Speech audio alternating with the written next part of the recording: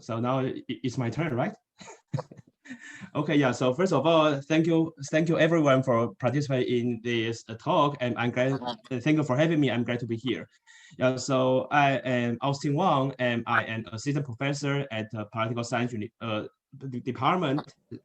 And at the beginning, the Kevin just mentioned that this lecture is recorded, but we will start recording after I finish my lecture.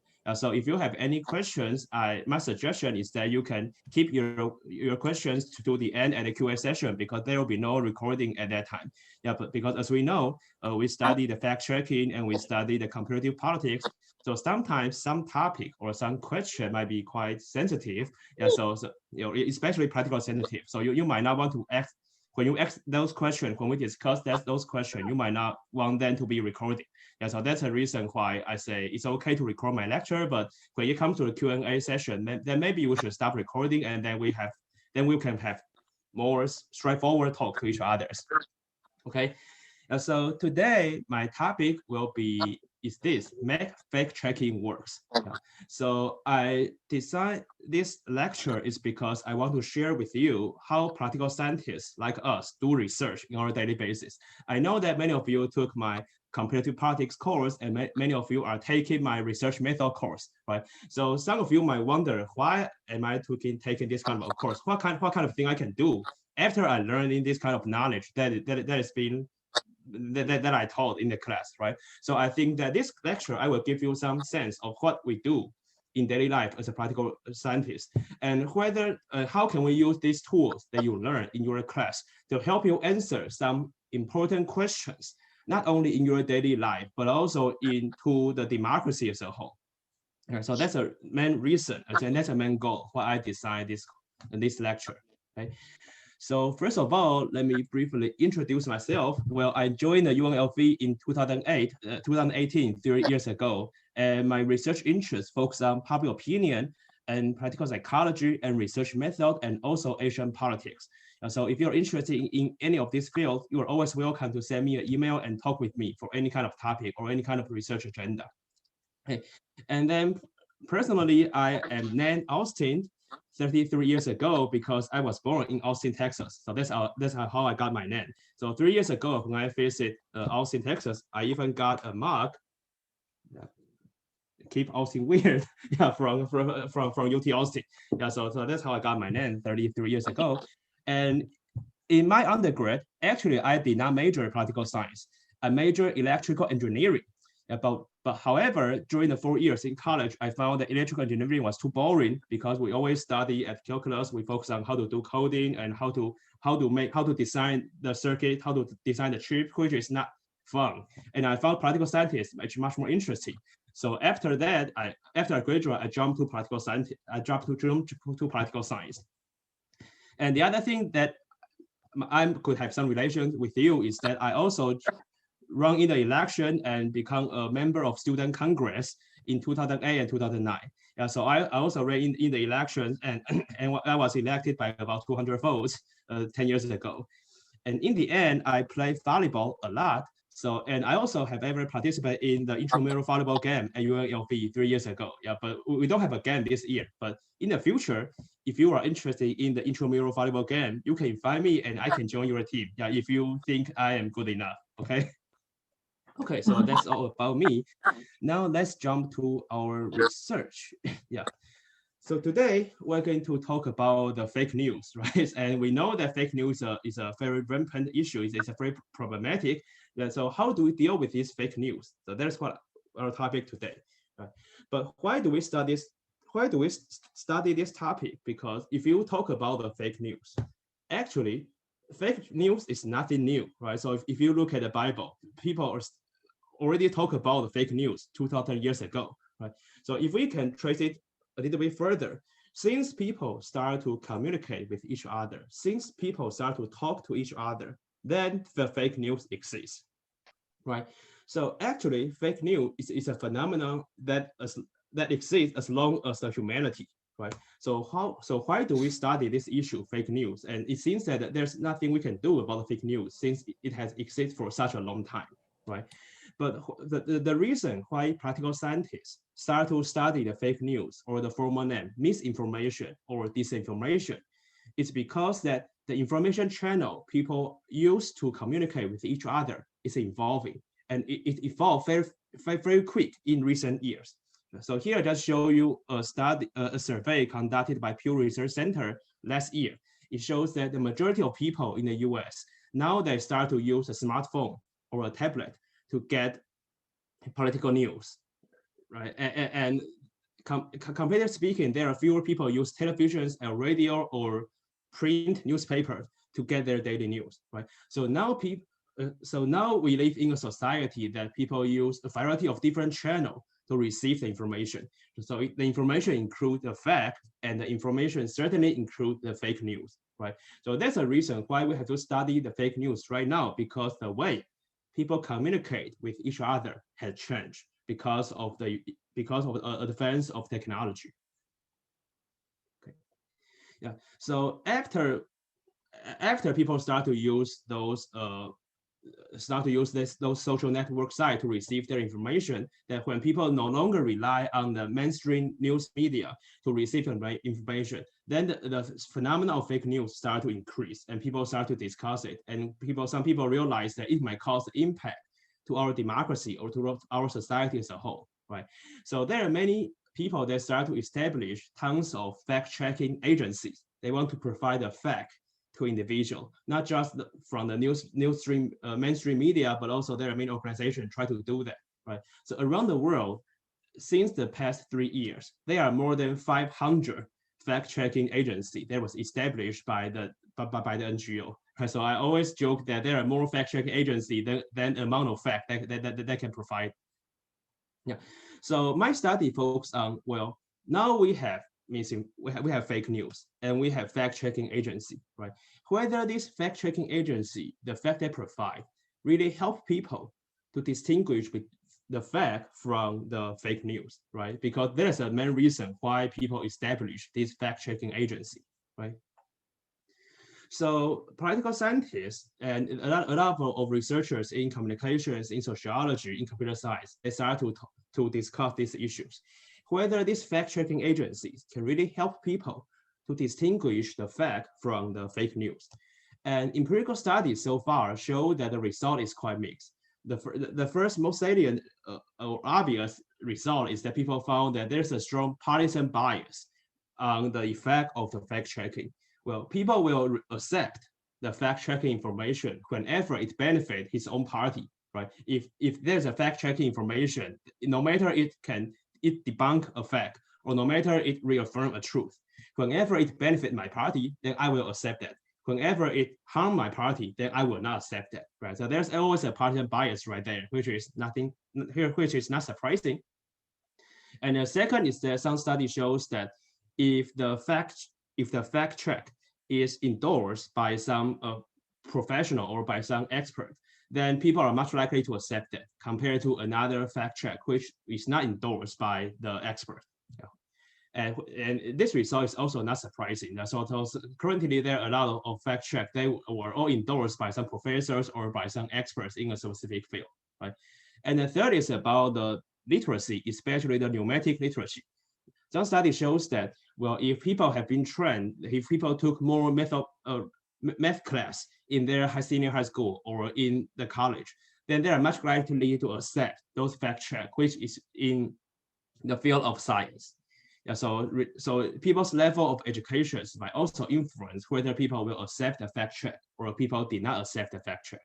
Yeah, so that is what researchers have found so far. But one of the most famous findings that people found in the previous 10 years is a phenomenon called the backfire effect. So this study was conducted by Dr. Nathan and Raeffler in 2010. So they conduct an experiment, and their basic finding is that, well, those party supporters, they tend to reject the fact check. And so whenever the fact check harm their own party, then they will reject it.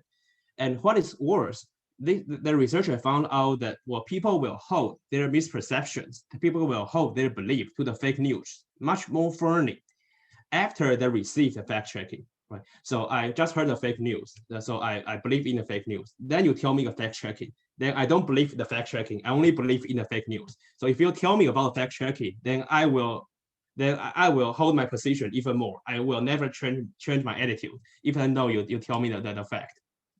Okay. And this phenomenon is more rampant, especially for important or already polarized political issues. Right? So after this backfire effect was suggested, then this article becomes very famous, and people start to think that, well, if this backfire effect really exists, then what should we do with the fact checking? Right? It seems that humanity is doomed, right? Because it seems that those fact checking have no issue, especially for those has no effect, especially for the important issue. Then why do we do the fact checking? Or even more, why do we believe in democracy? Why do we believe in the freedom of speech anymore, right? Yeah. So it seems that it caused a huge problem since this backfire effect, this theory was suggested based on their experiment, right? So I was also deeply influenced by this study 10 years ago. When I read this article, I said, okay, it's done. So there's nothing we can do about the fact checking. So just let the fake news go, right? Then I start to look deeply about how they do the research, right? Because we are practical scientists, right? So when we read a journal article, we should not just jump to the conclusion and then accept whatever they say in the conclusion part. We have to take a look of how the researcher do the study, how they got the conclusion of backfire effect based on their research design, right?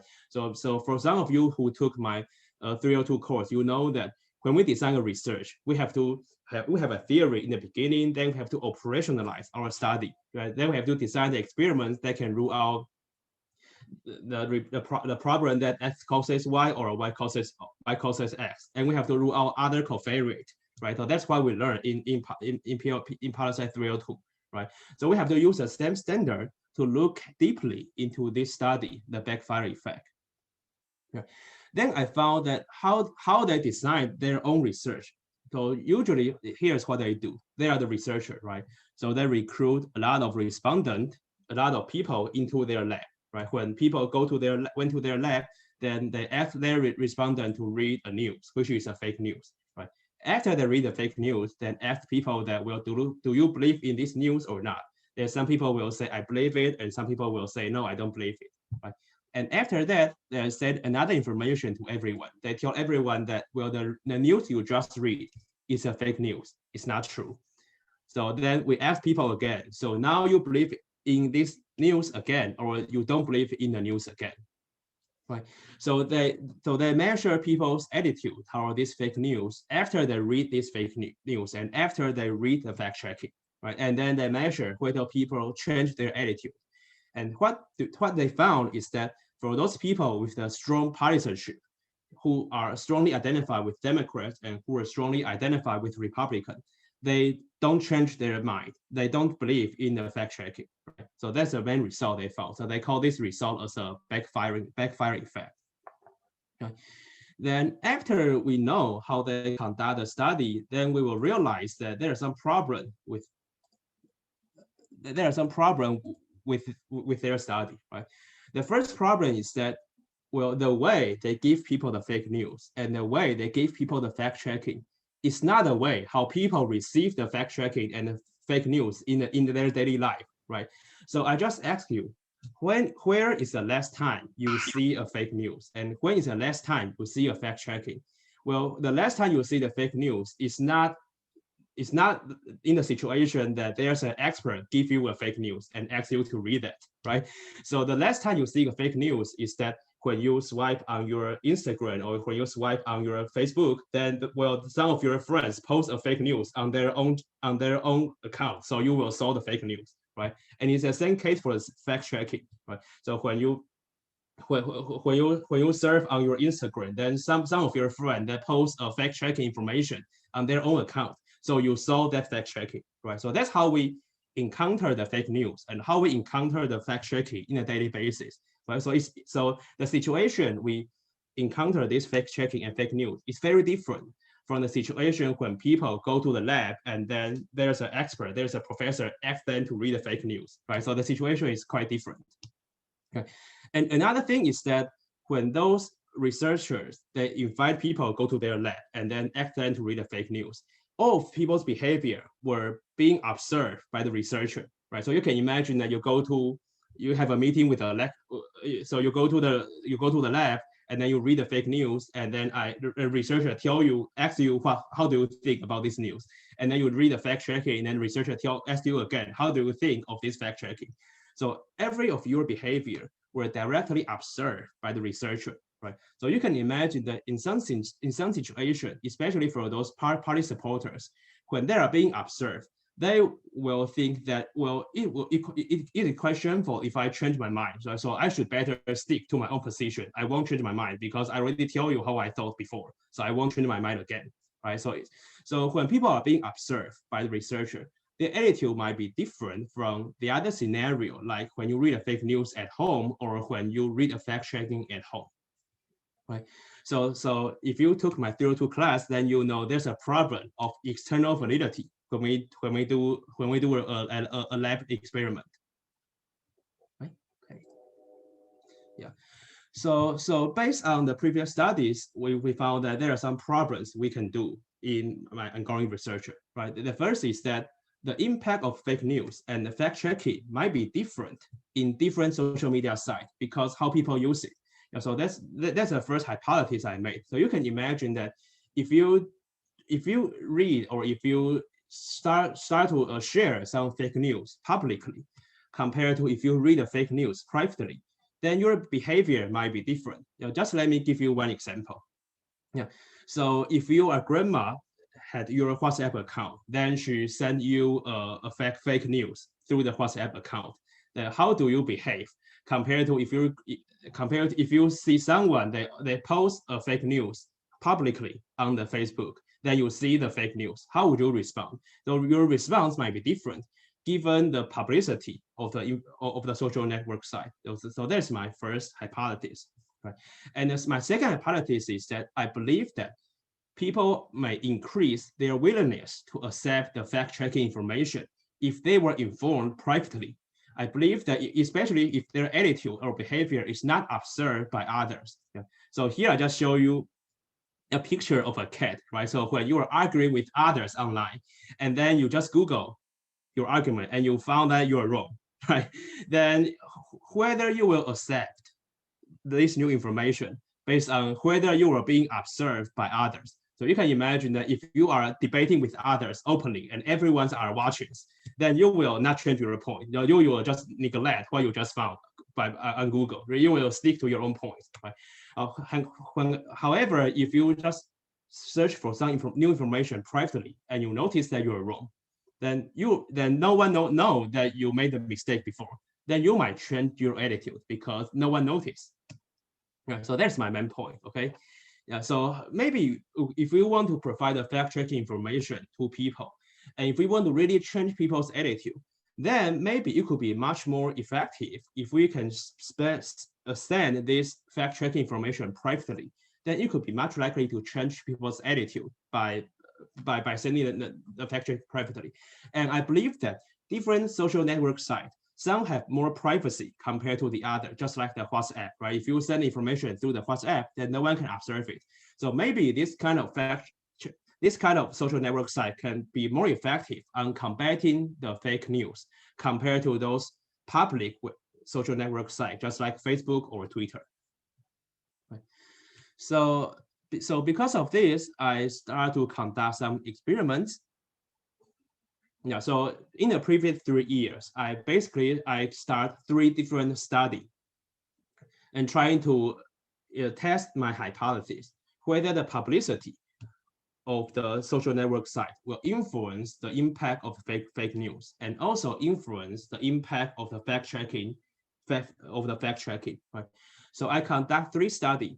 The first study is a survey. Right? I design an exam which composed of a series of different fake news, right? Then I use this exam to test people's ability to whether people can distinguish between the fake news and the fact, right? And at the same time, I ask people, well, how much time you spend on YouTube every day? How much time you spend on Facebook every day? How much time you spend on Twitter every day, right? Then I started to try to find some correlation. Well, if people use Facebook every day, are they better or are they less likely to distinguish between the fact from the fake news? Right, so the first study is a survey. I want to study that whether different social media sites will influence people's ability to distinguish the fake news from the fact. In my first study. And the second study is a survey experiment. So I just try to make some change to the previous study by the Nathan and Raeffler. I want to show that, well, if we send the fact-checking information, not just openly, but through different social network sites, whether it can change people's willingness to accept the fact-checking. This is my second study. I use a survey experiments. And the third is I want to tackle the issue about external validity. I want to study that whether the conclusion I got in the previous two studies really work in the real world, right? So I work with a fact-checking company in Taiwan, and I analyze the data they have, and then I try to tackle these issues, which I will explain later. Okay. So of these three studies were conducted in Taiwan. So in case you didn't know Taiwan, Taiwan is basically a small island nearby China, and Taiwan is also a democracy, and Taiwan has a presidential election last year. And so Taiwan is a presidential system, and it's also a two-party system. There are two major parties in Taiwan. The first is KMT, and the second is DPP. Right? And the reason why I study Taiwan is because that, well, based on the study by the Free Democracy, which is an international think tank, it shows that Taiwan is a top country that being influenced by the fake news. Yeah, so fake news is also very rampant in Taiwan, and it influenced the election result in Taiwan. And the other reason is that in Taiwan, most of Taiwanese people, they use a variety of different social network sites, just like Facebook, Line, and YouTube. Yeah, so I believe that if we study Taiwanese people, so I can try to test whether people who use Facebook more are much likely to be influenced by the fake news, or those people who use Line more are much likely to be influenced by the fake news, right? So I conduct my survey and survey experiments all in Taiwan. Okay. So in my first study, I recruit about 1,000 Taiwanese respondents, and I asked them 8 questions, 8 very, very famous fake news in Taiwan in the elections last year. So some of the questions are related to health, and some of the questions are related to the politics. Right? For example, there's one very famous fake news in Taiwan last year is this picture. So there are some rumors says that, well, when you cut the bell paper, you have to be cautious because there's a snake in the bell paper.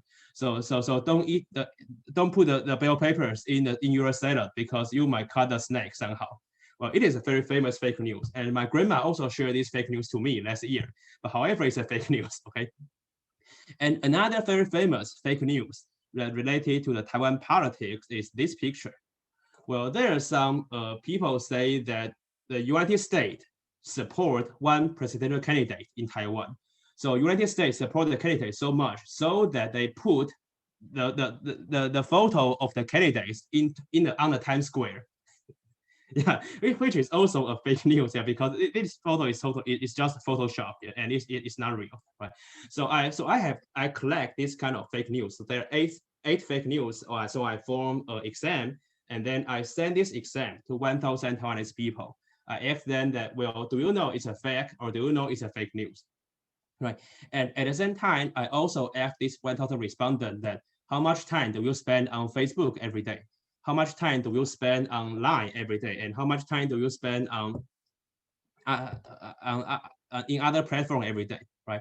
So after that, I can create a very big data set, right? So first I have the score of every respondent. So this respondent answered 7 questions correctly. This respondent answered 5 questions correctly. I also know how much time they spend on Facebook and online and on newspaper every day, right? So after that, I can do my analysis. Okay. So the result I found is that for those people in Taiwan, whenever they use private messaging app more, then they are much likely to be influenced by the fake news. They are less likely to distinguish the fake news from the fact. Right? So it's the first result I found. Right? But at the same time, I also asked Taiwanese respondents that, well, have you ever visited any fact-checking site before the election day? And I found that for those respondents who say they have ever visited the fact-checking site, then they are much likely to distinguish the fact from the fake news. They have more correct answers on my scale. Right. So, but I also found a very strong pattern that whenever the fake news benefit people's own party, then people tend to believe it. Right? No matter it's a fact or no matter it's a fake news. Right. So the basic result I found in my first study is that, well, indeed the private message app have some influence to people's ability to distinguish the fake news from the fact. And it's not quite surprising. You can imagine that if your family member, just like your fathers or just like your grandma, send you a fake news, then would you like to fight back? No, you will not. You will just be silent most of the time, right? But if you see that nobody posts a fake news on their Twitter account, then will you fight back? Yes, you will, right? So that's a reason why I found this correlation, because if people rely more on a private messaging app for their information about practical news, then they could much likely to be influenced by fake news, and there's no way to, and it's less likely to be challenged, right? Because they receive information privately, so you don't know they're receiving this private information. Okay, so it's the first result I found, and then okay. So in my second study, I conduct what we call a survey experiment, which is a very famous research method in political science recently.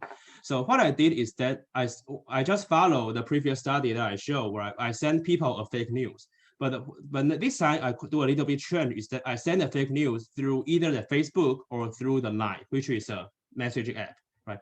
I tell the people that there's a fake news. And then once again, I ask people, do you believe it or not? Right? And then after that, I send a fact-checking information. And this time, I also send a fact-checking information either through publicly through the Facebook or privately through the Line. And after that, I ask people again. So now, do you still believe in the fake news or you don't believe it? Right? And then after that, here is the result I got. Yeah, so here is the fake news I sent to them either through the private messaging app or publicly through the Facebook. Right? Yeah, and here are the fact-checking information I sent to the respondent either through the Line or through the Facebook. And then here's the result. So basically, the result I found is that whenever the fact-checking information is sent through the Facebook, which is a public forum, then whether people will accept it will based on whether the fact-checking benefit his own party. If the fact-checking benefit their own party, they're much likely to accept it. If the fact-checking does not benefit their own party, then they are less likely to accept it, which is quite straightforward. However, if the fact-checking information was sent through Line privately, then whether people will accept it or not will not be different, even though the fact-checking information benefit their own party will harm their own party. So their tendency to accept the fact-checking will not change based on their partisanship if the fact-checking information was sent through the private messaging app. Okay. So the result here is the same as my hypothesis. I believe that the publicity matters. If your behavior can be observed by others, then you will be politicized, you will be polarized, you will stick to your own partisanship. However, if your behavior will not be observed by others, then if you were sent, you will be informed privately, then people are much likely to accept the fact-check information. Okay. And then for my third study, I analyzed an archive from a company. So this company in Taiwan, they create a fact-checking app in Taiwan, so which is a chatbot online. So here's how it works. So whenever you chat with others online, then you see a piece of fake news, right? Then you can copy them. Then you can right here. That's like you chat with others, and someone share you a fake news. You think it's a fake news. Then you can copy and paste this fake news to this chatbot, right? And then this chatbot will search through its archive to find the real information about this fake news. Then if it can find any information about this fake news, then it will send it back to you to tell you that whether the information you just submit is a fake news or a fact. Okay, so the study I did here is that I want to know how people interact with this fact-checking app. So you can imagine that if you think an information is a fake news, so you submit this information to the chatbot, right? And then the chatbot will have two results. First, it will confirm to you that the information you sent is indeed a fake news. And the second is that the chatbot might disapprove your submission. It will tell you that you think it's a fake news, but actually it's a fact. Okay, so there are two possible outcomes. So I'm wondering if you are a user and then you submit this piece to the chatbot, and after the chatbot tell you it's a fake news, or after the chatbot tell you it's a fact, whether you will keep using it or you will stop using it. Right, so that's my main study. And the result, basically, I find two interesting patterns based on the result I found in this archive. The first result I found is that whenever a user, they think an information or a message is a fake news, and then they submit it to the chatbot. And then if the chatbot say that, yes, you're right, it's indeed a fake news, then in this scenario, those users are much likely to stop using this chatbot anymore. However, if the respondent think that a message is a fake news, so he submitted it. However, the fact-checking app say that, well, you think it's a fake news, but you are wrong. It's a fact, right? So in this scenario, those users are much likely to keep using this fact-checking app. And so this result is quite interesting because it seems that people do not think this fact-checking app as an echo chamber. People will try to find something that will disapprove their previous belief. It's the first result I find. And the second result I find is that if people keep interacting with this fact-checking app, which means that people keep submitting more and more message that they found dubious, then with time goes by, the likelihood that people being accepted, which means that by the chatbot will increase, which means that when people think it's a fake news and then they submit it to the chatbot, then with time goes by, the probability that they will be confirmed by the chatbot will increase, which means that they are more and more likely to distinguish between the fact and the fake news with time goes by after the interacting with this chatbot more. Okay, so in the end, based on the result of these three studies, so we can extend what we know about the fake news, right? At the beginning, I say that we know there's a problem of fake news, and we know there's a problem of fact checking. The fact checking always called the backfire effect, right? So I decided three studies to extend our understanding of the fake news. Right? So in the first study, I found out that, well, indeed, fact checking indeed works to some extent, at least in my case of Taiwan. If people visit the fact checking site, generally speaking, they are much likely to distinguish between the fact from the fake news. That's a study I found in my survey. And I also found out that fake news is more harmful in a private messaging app. If people use private messaging app more, then generally speaking, they are less likely to distinguish the fake news from the fact. And I even found that this result exists in both political news and non-political news. Yeah, so the result is quite robust across different kind of information. And in my second study, I found out that people are much likely to accept the fact check if they are informed privately. The public shaming does not work. If you want to change people's attitude, you should not provide a fact check to that and require them to change the attitude publicly. It doesn't work. You have to inform them privately. And the third is that I found that how people interact with this fact-checking app, they will think this fact-checking app as a training class. Generally speaking, people want to be more informed. People want to know more about the truth. Yeah. However, they're afraid that they will under the public shaming. Right? So but if you can provide this kind of fact-checking app, then people will see it as a training class. People can improve their media literacy across time. So people do not think this fact-checking as an echo chamber. When people spend their time on the fact-checking app, they still want to know more about the fact, right? They don't just want to find someone can reaffirm their own attitude. If they really want to do that, then they will just stop using the app. So I find some good sign or find some good evidence of how people have the tendency to pursue the fact, right? By doing these studies and by doing these experiments. Okay. So in the end, there are some things I'm going to do in the futures, right? The first is about the psychological mechanism behind the private and public social network sites.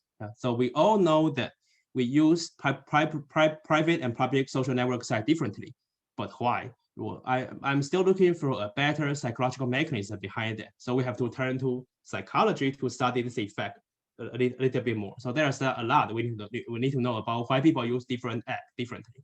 Yeah. And we can even extend this question further, just like Instagram, right? We know that many of you have 2 or even 3 Instagram accounts. The one is only for your good friends and the other is for your parents, right? So why do we have this kind of behavior, right? What is the psychological mechanism drive you to have this kind of different behavior? Why you create so many accounts? There's something that we should explore further. Right. And the second is that I'm going to study when will people send a fact check back to the senders, right? So when you read a fake news from your friends or from your parents or from your grandparents, when will you send the fact back once you find the fact, right? So I know that the likelihood is rare, but at least we could find some way to boost people's likelihood to fight back, right? Because we know that now we all live in a society that very individualized. The way we receive information are quite different from each other. So the only possible channel to spread the fact check is through our private network, right? So, but if we want to do that, then people should have some tendency to send a fact to the source of a fake news, right? But when will people do that? It's something that we need to do in the future. And the third question is about the reputations about a fact-checking app, right? Because as I just mentioned, that the mainstream media is quite effective because they have their reputations of their own media. But now we live in the world which is very individualized, right? So and there are a lot of fact-checking agencies which are all developed in the previous 5 years. So they don't have a very robust reputations on fact-checking, right? So I believe the reputation of fact-checking app might influence the ability of fact-checking in the future. Yeah. Okay. And the last question I'm going to explore, and I might need your help in the future, is that we need to distinguish between other format of fake news. Especially most of fake news we political scientists studied so far are only focused on the text. We study that when people spread the fake news in an articles or in a news link. But we know that just like when we use Instagram or when you use a TikTok or the Snapchat, the fake news is not in the format of text, right? The fake news is in a video or is in a music or is in some kind of actions or behavior, right? So it's harder to analyze this kind of the spread of this kind of information through the music or through the emoji or through the video, right? That is something that we are going to do in the future. We start to think, how do we capture, how do we operationalize, and how do we operate, or how do we measure this kind of behavior or this kind of attitude on the TikTok or on Instagram? I can tell you that so far, political scientists, we do not have a very good method to capture how you do on the TikTok or how you do on Instagram. But there's something that we can work together in the future when we want to study this. When we want to do this kind of study, just like the fake news, misinformation, or political participations in general. Okay. So overall, I think it is what I can share today that make fact-checking work, and I hope you can learn something about my lecture today. Okay, now I think it's time for the Q&A session. Thank you.